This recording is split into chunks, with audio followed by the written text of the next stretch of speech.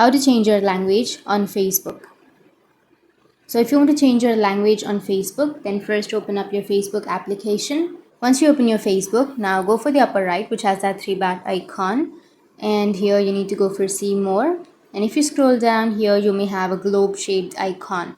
But if you don't have that, then you can simply go for settings and privacy. Under settings and privacy, here you will have language option or a globe shaped option, right? Simply tap on the language. Once you tap on language here, you need to simply choose the language that you would like to change your Facebook account to. So I'll be choosing English, and once you've chosen English, then your language will be changed on Facebook. So if you again go for the language, and if you choose another language, like for example, I'll be choosing this one, and it might take some time, and that's it, your language will be changed. And you can again go for the settings, go for the language, and change your language again. So that's how you can change your language on Facebook. And if you have any questions, feel free to comment below. Thanks for watching.